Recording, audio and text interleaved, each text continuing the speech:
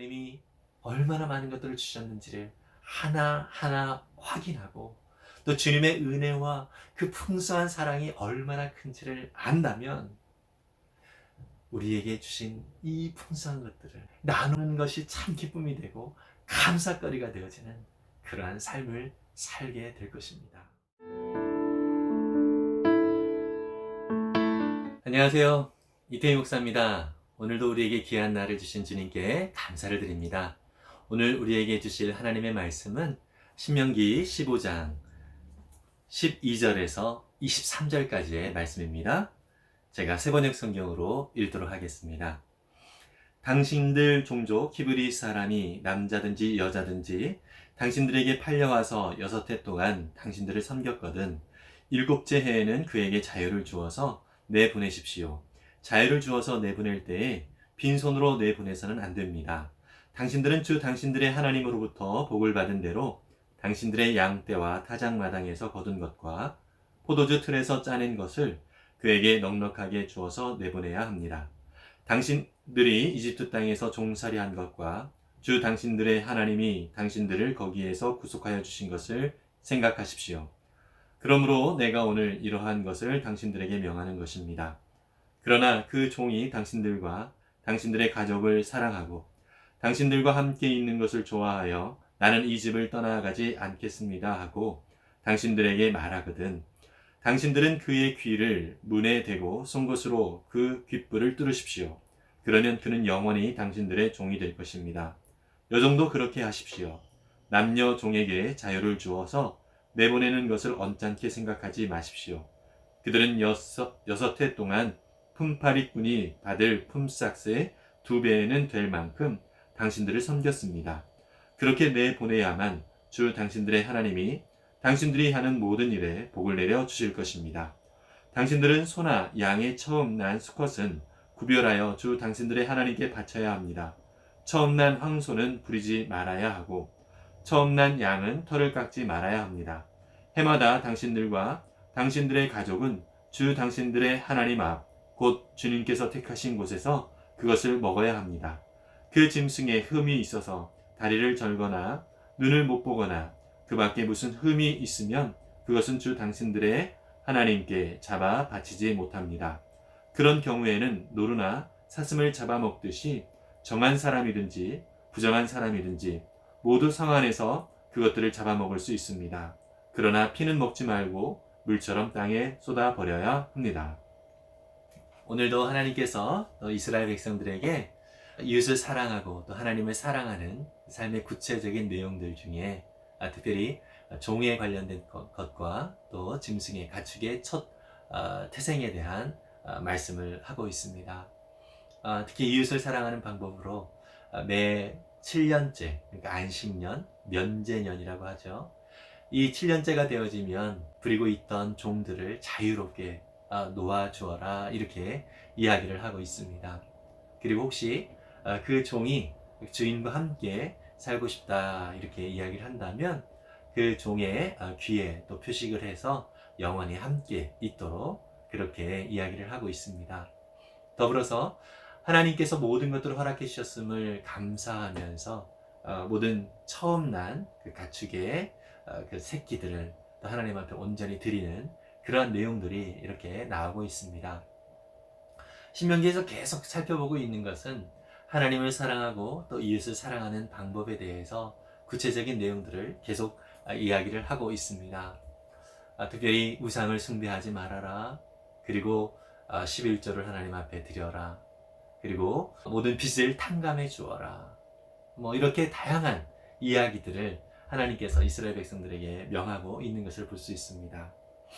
여러분 이러한 이야기들을 들을 때 어떠한 생각이 혹시 우리 가운데 듭니까? 어떤 분들에게는 그렇게 살아야지 이런 생각이 들기도 하지만 또 한편에는 상당한 부담스러움이 그 안에 있지 않을까 이런 생각이 좀 들기도 합니다. 우리가 진리 안에 거할 때 예수님께서 말씀하시기를 진리가 너희를 자유케 하리라 이렇게 말씀을 하셨습니다. 그런데 진리를 알면 알수록 하나님의 말씀을 더 알면 알수록 어쩌면 고구마를 100개 먹은 것 같은 답답함이 우리 안에 혹시 생기진 않는가? 이런 것들을 좀 생각을 해볼 수도 있습니다. 참 부담이 될 때 그러한 마음이 들죠. 나는 그것을 감당하기 어려운데 하나님께서는 자꾸 무엇인가를 요구하는 것 같고, 또 그렇게 살지 못하는 내 자신이 참 산심스럽고 또 안타깝게 느껴지기 때문에 그러한 생각이 들기도 하는 것 같습니다. 여러분, 이렇게 우리에게 많은 부담이 되는 것을 하나님께서 실제로 이렇게 요구하시는 삶을 살아야 되겠다라고 하는 부담이 되는 그 마음을 가지고 있다는 것 자체를 사실 하나님은 기뻐하시는 마음이기도 할 것입니다. 우리가 그렇게 살고자 애쓰는 그러한 마음의 생각이 있기 때문이라는 거죠. 하지만 그런 생각이 너무 부담이 되어서 하나님의 명령을 이렇게 따른다라는 하는 그 자체가 내게 참 힘겨운 것이 되어진다고 느껴질 때에 우리가 먼저 좀 생각을 해 봐야 될 것이 좀 있습니다. 그것은 바로 우리의 위치가 어떠한 위치에 있는가라고 하는 것이죠. 우리가 하나님의 명령에 순종해야 되는 그런 위치에 있다라고 생각을 한다면 먼저 부담이 많이 될 거예요. 그러나 우리가 그 명령을 행하는 입장이라기보다는 그 명령을 행하는 자의 은혜를 받는 입장이다 생각을 해보면 어떨까요? 먼저 우리가 이스라엘의 11조를 통해 생계를 유지하는 레위인이다라고 한번 생각을 해보고요. 그리고 우리가 엄청난 빚을 져서 내 힘으로는 탕감을 받을 수가 없는데 그런 위치에 있다. 이렇게 생각한다면 어떤 생각이 들까요? 또 우리가 도움을 받아야 될 만한, 도움을 받지 않고는 살 수 없는 그런 가난한 사람이다라고 생각한다면 어떨까요? 그리고 어떤 누군가의 노예로 내가 살아가고 있다면, 어떤 종으로 살아가고 있다면 이러한 명령들에 대해서 나는 어떠한 생각이 들까요? 아마 참 이러한 하나님의 말씀은 참 세밀하고 귀한 은혜의 말씀이다라는 생각이 들 것입니다. 오늘 본문에서도 보면은요, 이렇게 하나님께서 이스라엘 백성들의 요구하시는 그 요구 속에서 왜 그런가라고 하는 것에 대한 이야기를 15절에서도 하고 있거든요. 당신들이 이집트 땅에서 종살이한 것과 주 당신들의 하나님이 당신들을 거기에서 구속하여 주신 것을, 구원하여 주신 것을 생각하십시오. 이렇게 얘기를 하고 있습니다. 애굽에서 이미 우리는 종살이를 하고 있었던 위치에 있었던 사람들이다. 그리고 하나님의 은혜로 구원을 받았다. 이러한 은혜를 우리가 입고 있다라고 하는 생각을 한다면 사실 이런 하나님의 말씀은, 이런 하나님의 명령은 우리가 그런 은혜 가운데 거하고 있음을, 은혜를 누릴 수 있는 그러한 하나님의 그 마음, 사랑의 마음이 표현된 것이다 라는 생각을 할 수 있을 것입니다. 여러분, 그래서 우리가 먼저 기억해야 될 것은 늘 우리는 이미 하나님의 은혜로 많은 것들을 받았다라고 하는 것을 꼭 기억했으면 좋겠습니다. 우리는 먼저 하나님 안에서 많은 것들을 받았는데, 그러나 솔직히 그런 하나님의 명령이 부담이 되어진다라고 느껴질 때는 이미 우리가 받은 것을 누리지 못하고 있기 때문에, 아니면 누리지 못하고 있다고 생각하고 있기 때문에 그렇게 생각이 드는 것 같습니다. 우리는 정말로 하나님이 많은 것들을 허락해 주셨지만 하나님이 주신 것에 대한 누림이 구체적으로 우리의 삶 속에서 감사가 많이 없는 것 같습니다. 큰 배를 타고 어떤 영국 청년 하나가 미국까지 대서양을 한 열흘에 걸쳐서 이렇게 건너서 미국에 이제 도착을 하게 되어지는, 미국에서 일을 해야 되겠다라고 하는 생각을 가지고 배를 타고 그렇게 대서양을 건너는 그런 일이 있었습니다. 근데 이 청년은 열흘 동안 너무 부푼 꿈을 가지고 배에 탔지만 그가 내릴 때 승무원이 보니까 삐쩍 마른 상태에서 내릴 힘조차도 없는 그런 상태가 되었습니다. 승무원이 깜짝 놀라서 당신은 왜 이렇게 힘겹게 배에서 고생을 했습니까? 이런 이야기를 질문을 한 거예요. 그래서 이 청년이 하는 대답이 제가 사실은 배싹을 마련했지만 열흘 동안 먹을 음식은 그렇게 넉넉하지가 못했습니다. 그래서 아껴서 먹고 연명하느라고 참 고생을 많이 했습니다. 이렇게 이야기를 하는 것입니다.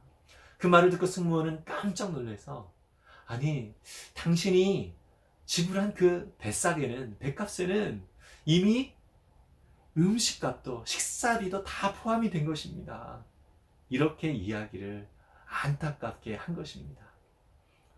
여러분, 어쩌면 우리가 이 청년과 같은 모습이지 않은가라는 생각을 합니다. 하나님께서 이미 우리에게 많은 것들을 주셨음에도 불구하고 그것을 우리가 실제로 누리지 못하는 모습이 참 많이 있는 우리의 참 연약하고 어리석음이 우리 속에 있지 않은가 생각을 해봅니다. 하나님의 은혜를 우리가 풍성히 받았음에도 불구하고 우리가 그것을 누리지 못하고 있다라고 하는 것은 하나님이 내게 얼마나 많은 것들을 주셨는지를 잘 모르기 때문이라는 것입니다. 우리가 하나님이 얼마나 많은 것들을 주셨는지를 하나하나 확인하고 또 주님의 은혜와 그 풍성한 사랑이 얼마나 큰지를 안다면 우리에게 주신 이 풍성한 것들을 나눌 수밖에 없는, 나누는 것이 참 기쁨이 되고 감사거리가 되어지는 그러한 삶을 살게 될 것입니다. 우리에게 주신 하나님의 그 크신 은혜와 복을 늘 세어볼 수 있는 저 여러분들 되었으면 좋겠습니다.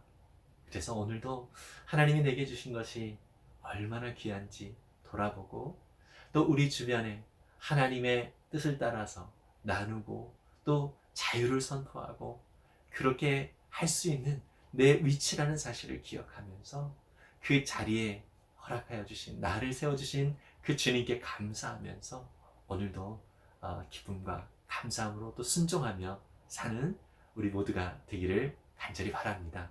기도하겠습니다. 사랑해 주님 감사합니다. 주님께서 우리 가운데 허락하여 주신 은혜, 어린 양 예수 그리스도의 보혈로 말미암아 우리의 모든 죄값을 다 씻어주시고 또한 다 갚아주셔서 우리에게 새 생명을 허락하여 주신 주님의 은혜를 돌아보게 해 주옵소서. 또한 그 은혜에 감사하며 얼마나 귀한 은혜를 받고 있는지 우리 자신을 돌아보며 그러한 삶의 누림이 있게 해 주옵소서. 그 누림뿐만 아니라 이 풍성한 것들을 함께 나누는 그러한 은혜의 삶이 우리 가운데 계속 이어질 수 있도록 도와 주옵소서.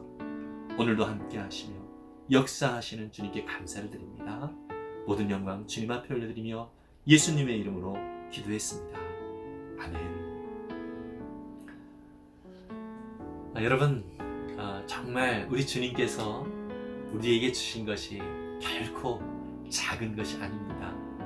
혹시 여전히 원망과 불평 속에 살아가고 있는 우리의 모습은 아닌가 한번 돌아봤으면 좋겠고요. 하나님께서 우리에게 주신 그 은혜와 사랑이 얼마나 귀하고 크신지 한번 하나하나 조목조목 세어보면서 그 많은 것들을 오늘도 풍성하게 누리고 또 나누면서 기쁘게 또 감사함으로 살아가는 귀한 날 되기를 바랍니다. 하늘 복 많이 받으세요. 샬롬.